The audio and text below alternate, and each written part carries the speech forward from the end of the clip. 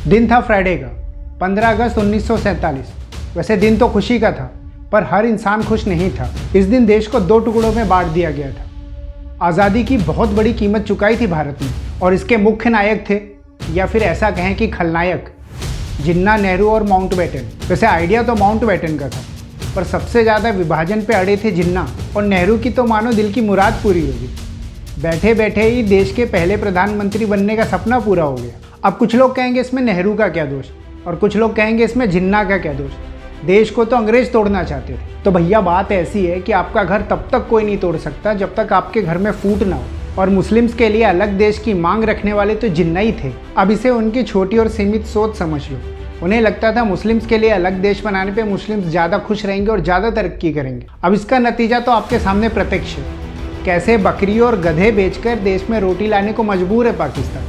इसे समझाने के लिए मैंने पाकिस्तान इकोनॉमिक क्राइसिस पर ऑलरेडी एक वीडियो बनाया है, इसके बाद आप उसे देख लेना। वैसे तो कांग्रेस पार्टी की स्थापना 1885 में आज़ादी की मांग रखने के लिए की गई थी, पर एक कड़वा सच ये भी है कि आज़ादी मांगने से नहीं मिलती है, आज़ादी को छीनना पड़ता है। उन लाखों क्रांतिकारियों के बलिदान को दबा के शांति और अहिंसा का लिबास ओढ़े इन शांति पुरुषों की कहानियों के पीछे का एक सच और भी है कि आज़ादी के लिए किए गए पार्टीशन में करीब 20 लाख लोगों की जान गई और करीब 1.5 करोड़ लोग अपने घर से बेघर हो गए।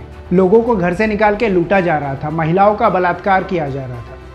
क्या हिंदू क्या मुस्लिम, सब जिंदा जल रहे थे। करीब 72,26,000 मुसलमान भारत छोड़ के पाकिस्तान गए, और करीब 72,49,000 हिंदू और सिख पाकिस्तान छोड़ के भारत आए।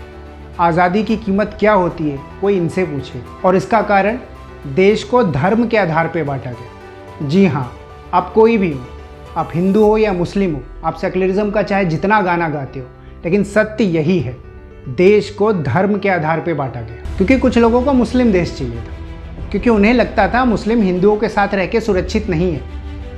वैसे ये सुन के लगता है कि वो कुछ लोग आज भी यहीं हैं।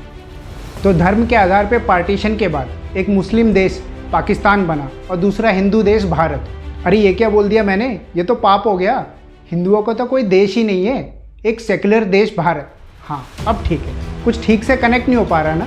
चलिए शुरू से देखते हैं कि ये सब शुरू कहाँ से हुआ। 1857 में पहली बार स्वतंत्रता संग्राम की शुरुआत हुई। मंगल पांडे की कहानी तो आप लोगों ने सुनी होगी। ये वही संग्राम था जब पहली बार किसी ने अंग्रेजी हुकूमत के सामने आवाज़ उठाई। क्रांति यूपी के मेरठ से शुरू हुई और धीरे धीरे पूरे देश में फैल गई।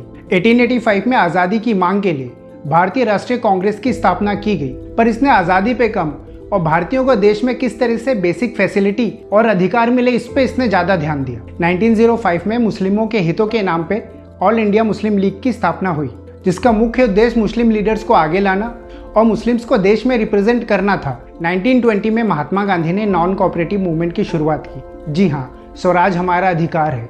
इसमें विदेशी सामानों को जलाया जाने लगा और देसी सामानों को अपनाया जाने लगा। ये जलियांवाले बाग में हुई बेगुनाहों की हत्या के विरोध में था। इस समय देश में आज़ादी का आंदोलन तेज हो गया था और अलग मुस्लिम देश बनाने की आवाज़ भी उठने लगी थी। 1933 में पहली बार पाकिस्तान का नाम सामने आया।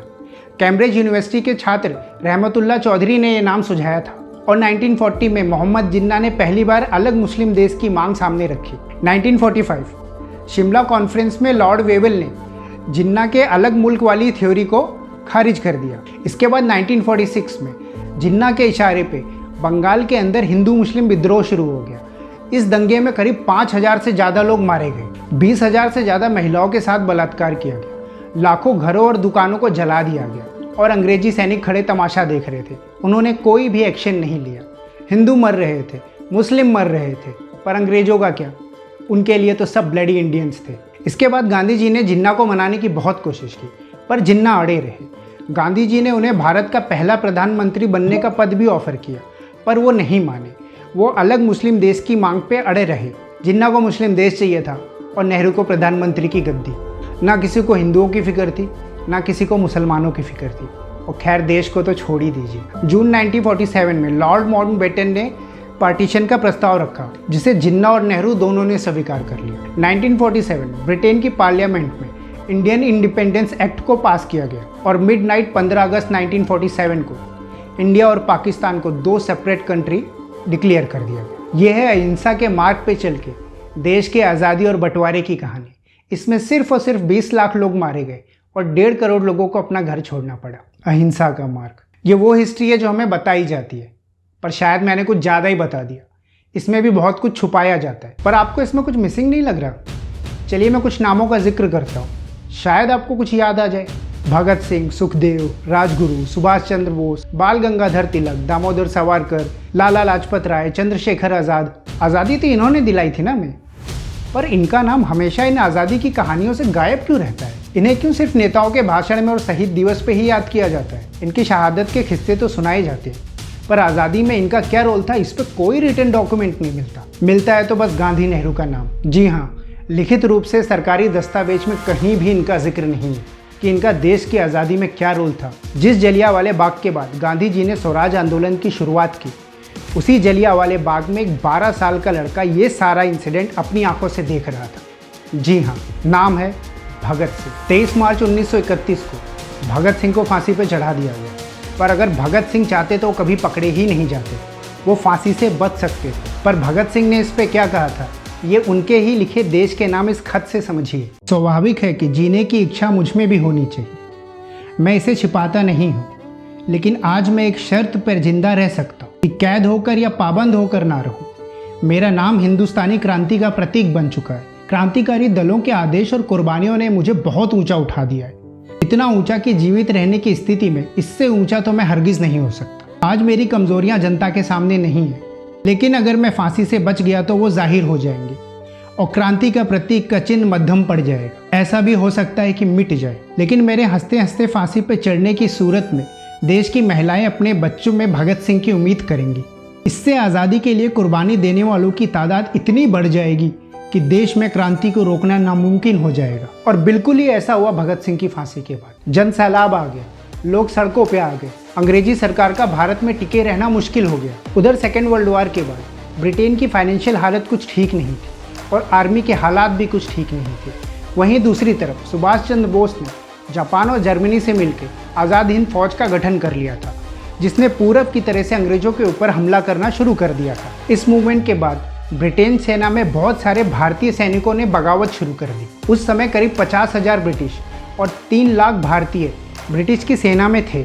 1945 में सिपाही विद्रोह शुरू हुआ। इसे नेवी इम्यूनिटी के नाम से भी जाना जाता है। पहले नेवी में सिपाहियों ने विद्रोह किया, फिर एयरफोर्स में और उसके बाद आर्मी में। देखते हुए ब्रिटिश अधिकारियों ने कहा कि अब इस सेना पे ट्रस्ट नहीं किया जा सकता, कि इसमें शामिल भारतीय सैनिकों ने ब्रिटिश सेना के ऑर्डर्स को मानने से इनकार कर दिया और वो सब सुभाष चंद्र बोस की आज़ाद हिंद फौज से बहुत ही ज़्यादा प्रभावित हैं। अभी भी पूरी तरीके से बगावत कर सकते हैं और इससे बहुत सारे ब्रिटिश सैनिक की जान जा सकती है।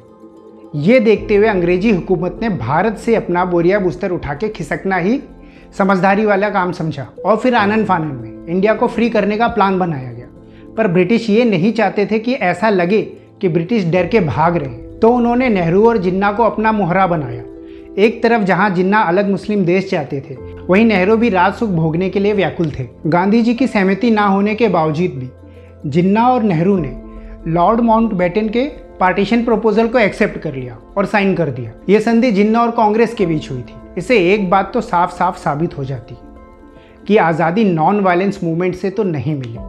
गांधी जी ने लोगों को इकट्ठा करने का काम तो बखूबी किया, पर वो पूरी तरह से आज़ादी दिलाने में समर्थ नहीं थे। इसका बहुत बड़ा श्रेय क्रांतिकारियों और सुभाष चंद्र बोस को जाता है, पर इनका नाम राजनीतिक लालसा की वजह से जानबूझकर दबा दिया जाता है और आज़ादी के बाद देश में सिर्फ और सिर्फ गांधी और नेहरू के किस्से सुनाए गए और यही ढोल पीटा गया बिना किसी हथियार के नॉन वायलेंट तरीके से गांधी और नेहरू ने आज़ादी दिलाई। ये हमारा इतिहास है और इससे सीखने वाली बात यह है कि पार्टीशन का फैसला बिल्कुल भी सही नहीं था।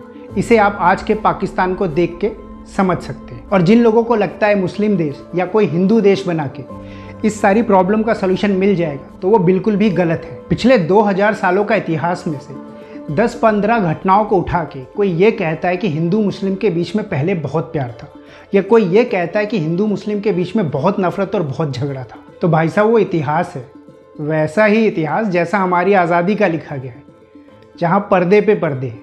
सच क्या है किसी को नहीं पता, पर एक सच ये भी है, हम तब भी वैसे थे और हम आज भी वैसे हैं। प्यार मोहब्बत लड़ाई झगड़ा ये सब तब भी था हम में और अब भी है हम में। बस ज़रूरत है एक्सेप्टेंस की। हम जैसे हैं हमें एक दूसरे को वैसा ही एक्सेप्ट करना होगा। कम से कम इतिहास में की गई गलतियों को तो ना दोहराएं। इस वीडियो को अपने दोस्तों के साथ शेयर करें और बदलाव लाएं अपने विचारों में।